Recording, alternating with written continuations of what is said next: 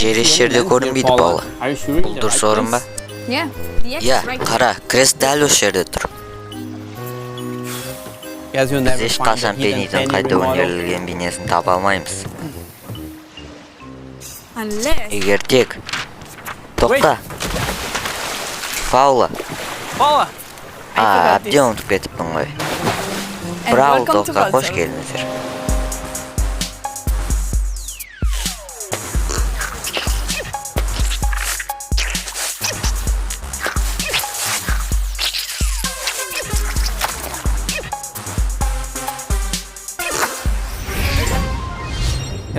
Ей, Паула, мұнда қатты қараңғы. Иә, өйткені бұл су астындағы жаз. Вау, бұл нені білдіреді? Раустаста теңіз тереңдіктері атты жаңа маусым басталады. Бұл біздің жаңа Отис проблемамыз тұратын су астындағы пейнтбол алаңы. Отис Стар Парк саябағының тереңдігінде орналасқан жұмбақ тіршілік иесі, және ол қабырғаларды бояғанын жақсы көреді. Ол төрт бояуды алға атады, олар қаншалықты ұшса соншалықты бөлінеді. Ол суперін қосқанда нысана ешқандай әрекет жасауға бермейтін Сил теңіз жұлдызын лақтырады. Сил жабысқан жауынгер шабуыл жасай алмайды, гаджетін қолдана алмайды және суперін баса алмайды. Ол тек қозғалып, қашуға тырыса алады. Отис 30-ші деңгейдегі Браул Пастың жаңа маусымының драматик жауынгері болады. Ол Браул Пастың соңғы деңгейінде Фаротис скин арқылы мысырлық суретшіге айналады. Ал бірінші деңгейде сіз Акула код скинін аласыз. Бізде тағы екі су асты скині бар, олар Маржан Бел және E8 аяқ Фрэнк. Көш лигасында пошташы Брок скині. Тамызда Бонсидак жасаған Supercell Max скині DJ M шығады. Сондай-ақ біз Lime Friends ретінде белгілі BT21 және IPX пен ынтымақтастық туралы айтқымыз келеді. BT21 бұл әлемге әйгілі кей-поп топ BTS мүшелері жасаған жаңа оқиғалар әлемі. Қарсы алыңыздар, ерекше бас пішіні бар Эдгар Тата. Гав Чими әлде қайда ауыр және әлде қайда жақсы генерал. Үлпілдектігі жоғары Биби Эрджи. Сэнди Коя, қазір ол екі есеге қошыл. Джеки Куки, қызғылт энергия. Жүгірмейтін бірақ жүгіретін Булмэнг. Және пешене сияқты қоныр Дик Джоки. Шілденің соңында барлық скиндар бір күнде пайда болады.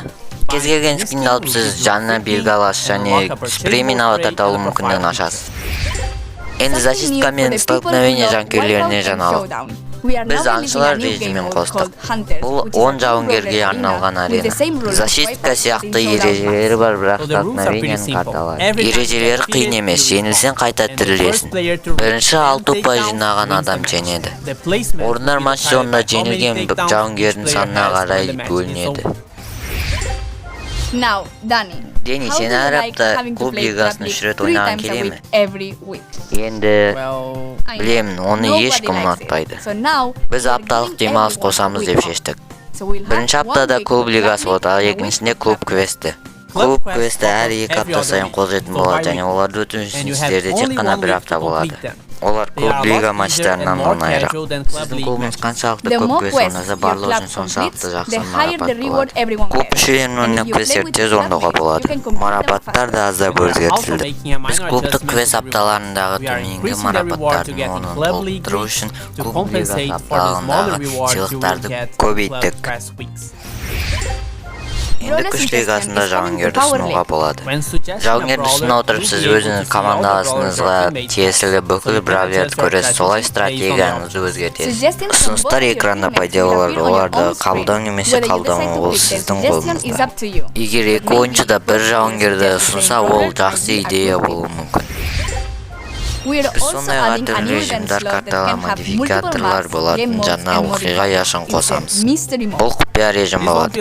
Ол күн сайын қолжетімді болмайды. Бірақ біз тек түймені басу және күтпеген нәтижелерді алу арқылы әр түрлі оқиғалар ойнауға мүмкіндік жасағымыз келді. Ақыры ол осында. Біз Пеннидің сыртқы үлгісі мен механикасын толық өңдедік. Ол өзінің ерекше шабуылы мен қазына толған зеңбірегін қайта сақтайды. Бірақ оның шабуыл ауқымы аздап азайып, шабуыл жылдамдығы артады. Сондай-ақ оның жаңа гаджеті бар. Ол оған бөшкелерді жерге қою, оны бүйірлік шабуыл ретінде қолдануға мүмкіндік береді. Оның зембіректері енді болмаған қайда түсетінін көрсетеді. Одан құтылу оңайырақ болады, бірақ зембірек басқарылатын болады. Оның толтыру үшін ол өзінің зембірегін әдеткі атакасымен жалынды ядро атады. Яғни әрбір от біраз уақытқа дейін жерде от жағады. Сіздерден көп сынақ идеяларын алдым. Сондықтан бұл жанрда көптеген сынақтар болады, және олар жылда бірнеше рет қайталанады. Сынақтарды өткізіп алсаңыз мұнаймаңыз өйткені оларды қайта өтуге мүмкіндігіңіз бар. Хайдей мен Clash of Clans'ның 10 жылдығына сыйлықтар. Жанаты шыққанда Хайдей белгісі, сынақтарда Clash of Clans белгісімен спрейін аласыз. Егер сіздерде варвар болу жоқ болса, сіздер оны да тегін аласыздар. Барлық спрейлер енді кесе арзан тұрады. Спрейді бұрын сатып алған ойыншы кристалдарын қайтып алады. Өтемақыны дүкенде алуға болады. Спрейдің бағалары. Жауынгерге арналған спрей 19 кристалл тұрады.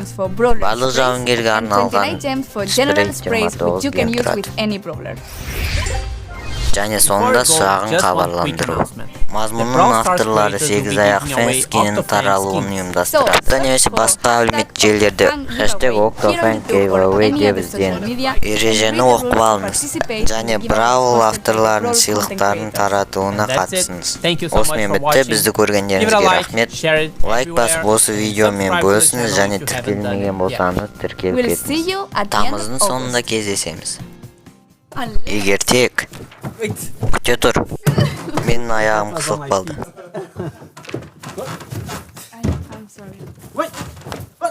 Қайта жасауға бола ма?